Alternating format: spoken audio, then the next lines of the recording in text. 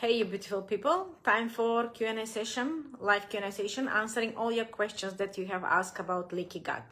So I'll be answering the questions like what are the symptoms for leaky gut, how long does it take to heal it, can I heal leaky gut while having methane SIBO, I have eczema, I think I have gut problems, do faecal transplant actually work? So I'll be answering all these questions.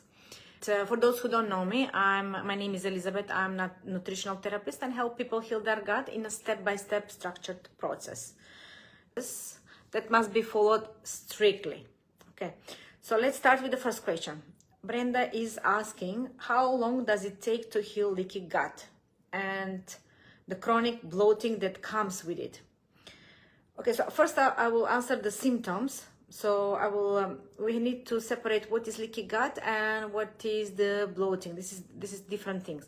So leaky gut means that your gut wall, which is thinner than the toilet paper. Imagine it's thinner than the toilet paper.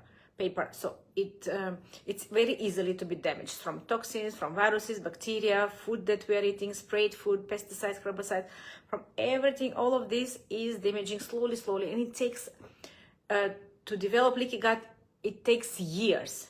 It's not like you have developed overnight, or except if you have maybe food poisoning or you had some very bad virus or disease, something that had required a long treatment with antibiotics, and these antibiotics are actually damaging completely.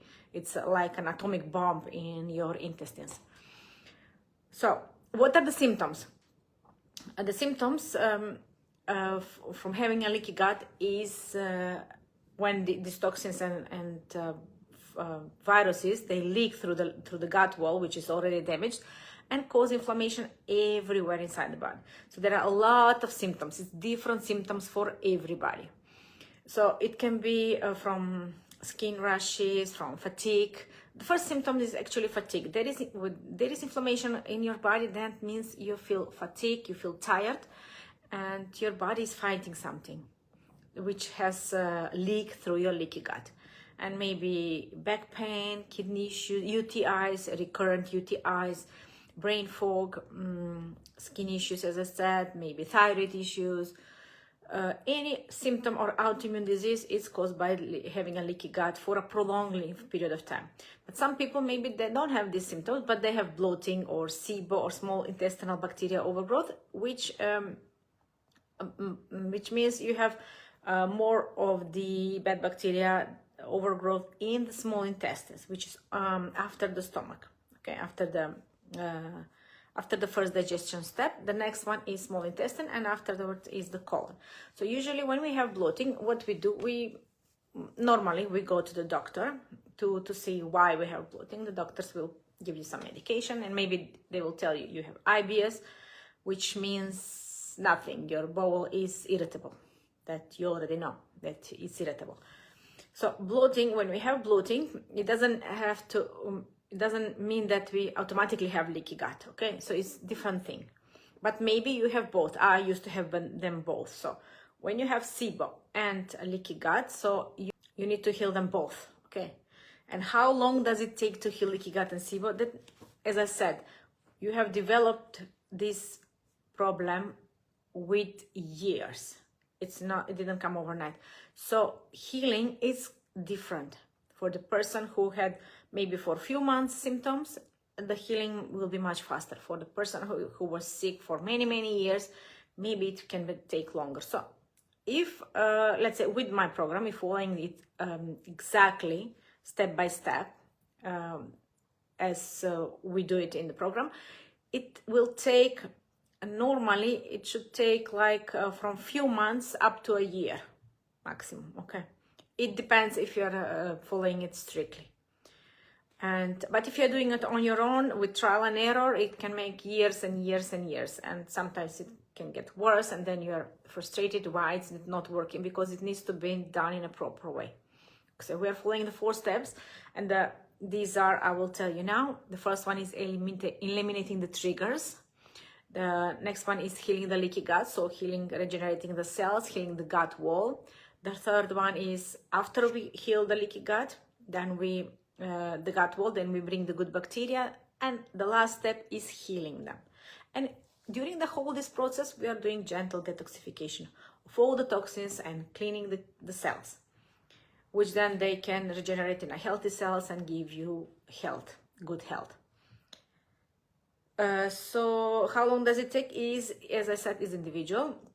The symptoms I explained for Cheryl. Symptoms may be different. It can start with the bloating, and if you don't fix the bloating for in time, then this bad bacteria which has overgrown in the small intestine can produce toxins, can produce the LPS that are damaging for the gut wall, and it can create leaky gut with time. Okay.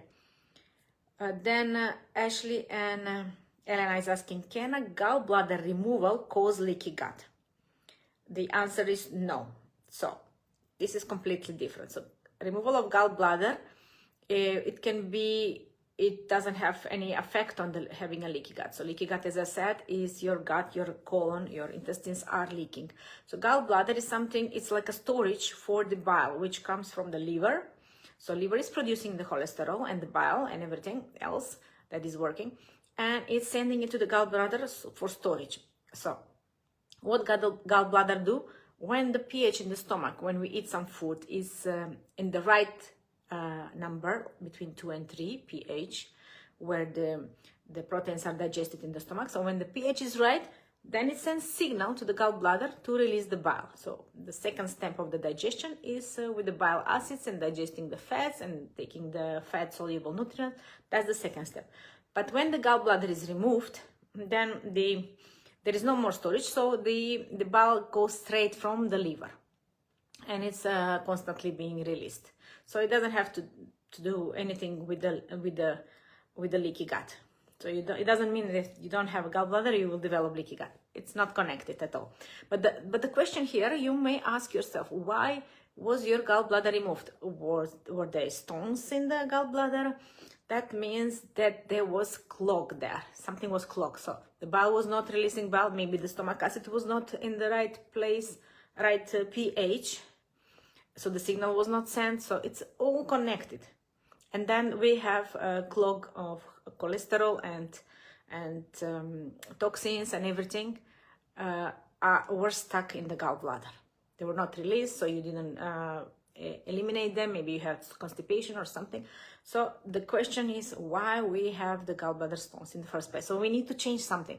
We were building these gallstones with improper maybe diet, with not doing detoxification and not living in a stressful life.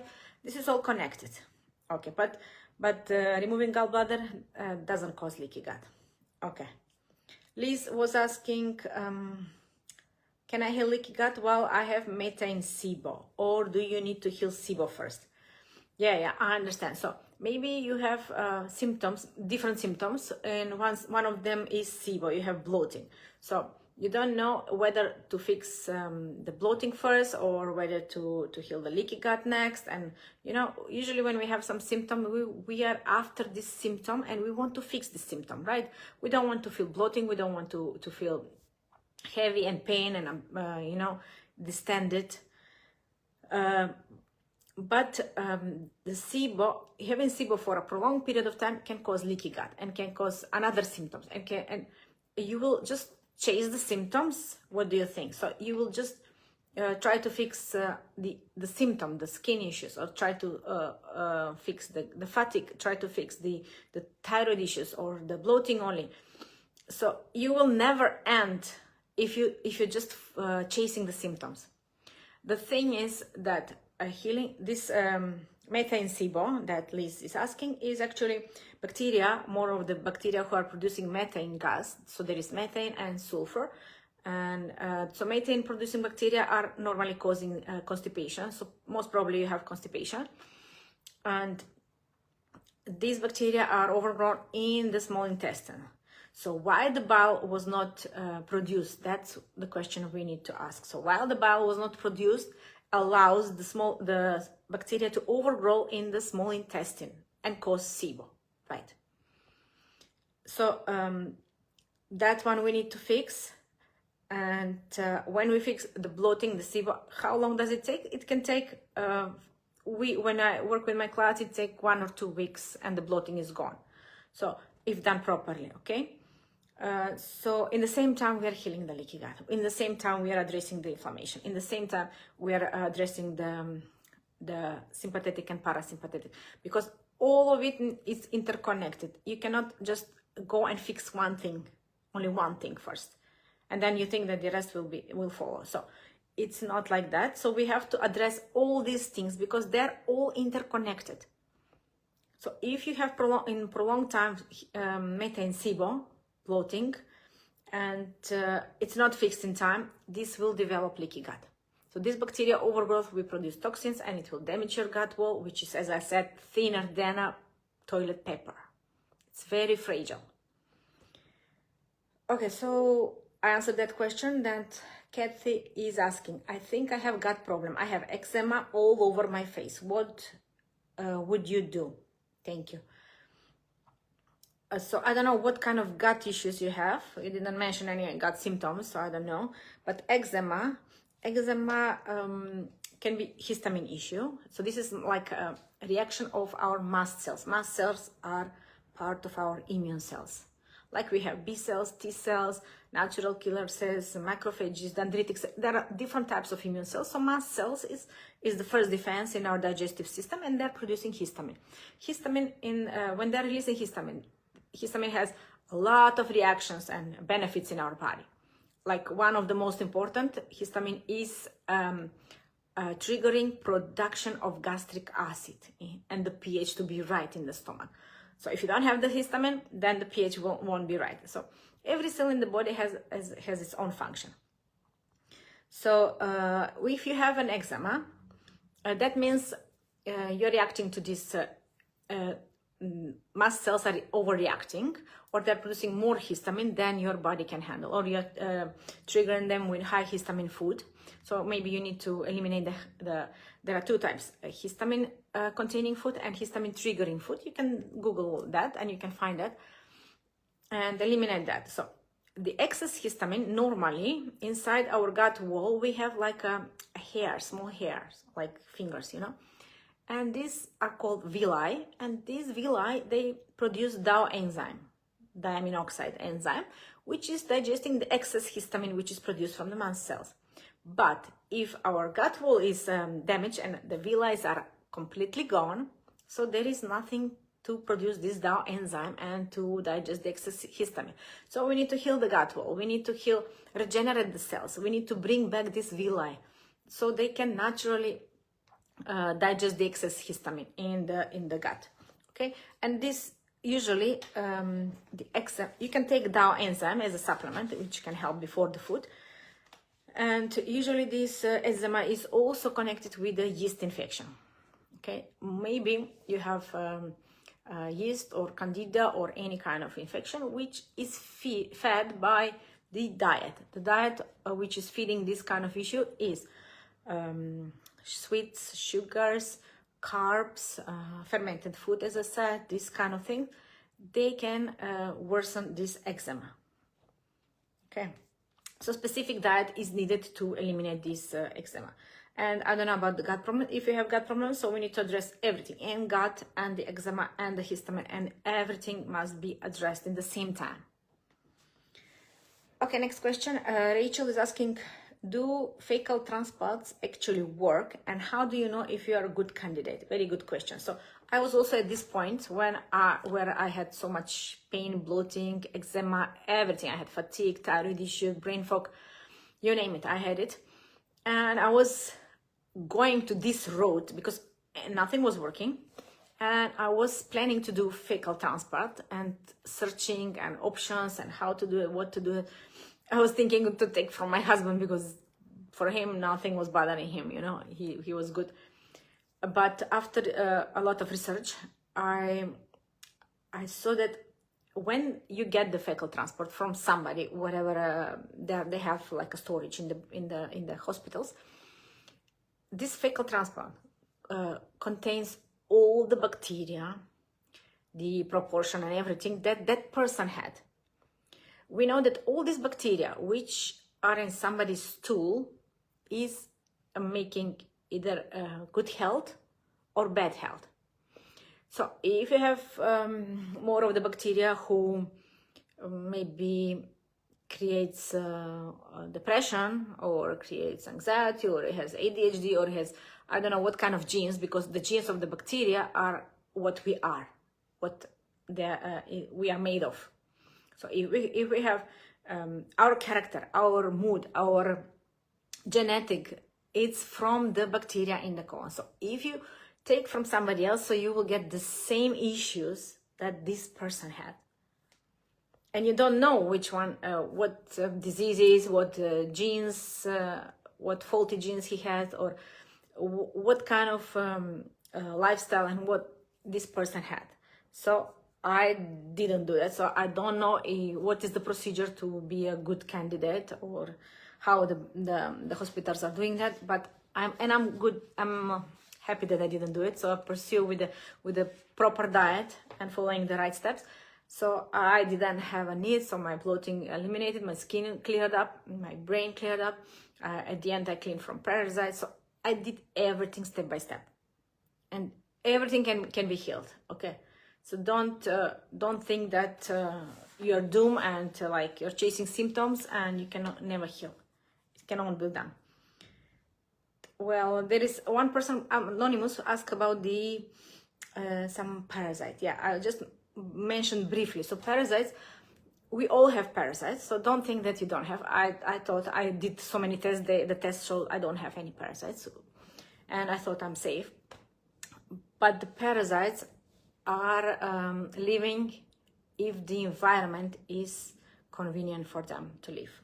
So when a person has, let's say, SIBO, bloating or something, any disease, any symptom, that means there is unhealthy environment. So if there is unhealthy environment full of toxins and the bad bacteria who are also producing toxins and viruses, microbes, bad things, they like to live there and to thrive. And also they're like a living being, you know, it's pooping, it's making also toxins, creating also, you can create bloating, and it can create mood issues, parasites, especially when there is a full moon. Most of the time on the full moon, you may catch yourself being more angry or more irritated. This means that you have parasites. So you have to clean the parasites. It's mandatory. It's like the final step of the healing process. So after I clean the parasites, which I eliminated so many of them, every year I do it. So I have less and less. So now this year I didn't have any of them. And I mean, we clean our pets from parasites every year. So why don't we clean ourselves from parasites? This is not just normal thing. Everybody has it. If you haven't been outside in the nature, or if you have a pet, any animal, definitely you have parasites. So, and all of us have. So cleaning the parasites. So parasites are the ones, they're not directly creating leaky gut, but with their production of toxins and creating bloating, it can create bloating, and with their toxins and creating brain fog and memory issues, creating like concentration issues, they can do that. So after I eliminate parasites, then I felt my brain cleared up.